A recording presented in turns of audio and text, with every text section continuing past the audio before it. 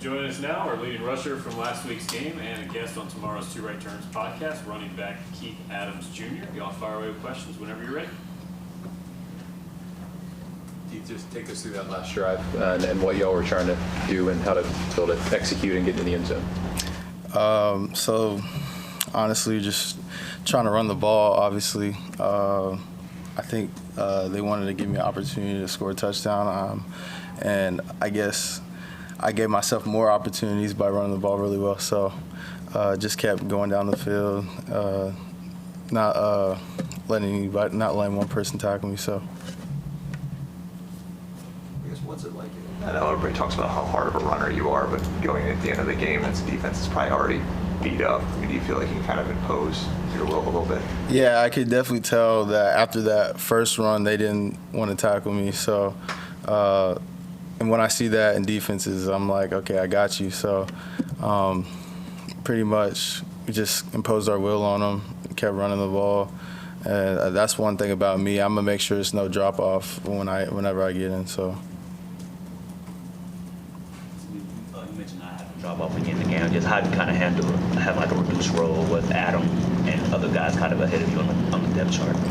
Yeah, whenever my opportunity is called, I just take advantage of it. Obviously, I don't get as many opportunities as a lot of people. But every time I get in there, I'm determined to make sure that everybody knows who I am. And, I can only control what I can control. So every time I get on the field, I'm going to make sure that obviously there's no drop-off. Obviously, we have the same meetings, same practice and everything. And as, Coach says it, anybody could go down. So I'm going to make sure that one person falls, we're going to elevate. So there's no, basically nobody's just going to get worse. It's only going to get better from there. So. As an offense, why do you think you guys are playing so much more confidently and more productively? Because we know who we are. Obviously the games prior to us winning, we never lost confidence. It was just we had to get back into our routine of who we are. Obviously, these couple wins are giving us momentum. We're just, it happens to a lot of teams. So we're not the only team that it's happened to. So we're just getting the ball rolling. We're just going to keep the momentum going. How much confidence do you guys have in bringing that momentum back home now after finding the rhythm on the road, getting back and performing well at home again? Oh, we have a lot of confidence. That's one thing that Coach Sweeney instills in us is not having doubt. He's probably the least doubtful person I know. And he kind of just that's our coach. That's what he's supposed to do. He's supposed to make it contagious. So he kind of instilled that in us. So I don't think we've had doubt at all. We just have confidence all the time. So. Devin talked about just some of the home struggles this year. How much motivation is there in the locker room to really, make Death Valley a really fearsome place to play consistently on a daily basis again?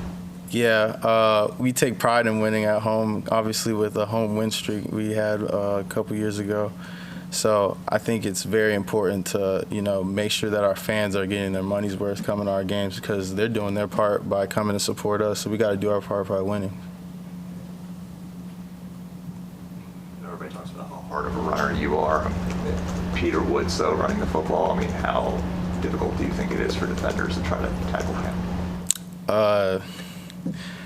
That dude, nobody's going to want to tackle a defensive tackle like that. Anytime you got a defensive tackle in there, but just Peter Woods being back there, it's a strong dude, and obviously he's really good at stopping the run, so why not put him in the run game, So I feel like it's a great idea for us to just keep consistently doing that because nobody's going to want to tackle that guy, so I think it's smart. Guys get hyped up as an offense when you get that goal line package out there and you have Brayden. Yes, I love it. It's really fun to watch. Just thinking about the defense, that's intimidating to see a guy like that running the ball, and they know that he's gonna get the ball too. So it's just, are you gonna stop it? Anybody else for Keith? So what was your first reaction when you met Brayden Jacobs for the first time? Just how big he is. That dude's huge. I've known him. I've known him. Well, I know his dad since I was in middle school, I believe, because his dad's friends with my uncle, and I didn't meet Brayden when he was younger, but I met his dad. But when I first met him, I was like, this guy is huge. Like, he's a specimen. Like, and coming in here as a freshman, bigger than the rest of our linemen, is crazy. But yeah, he's really special. I think he's probably gonna be out of here in the next 2 years. So NFL wise, I'm not saying.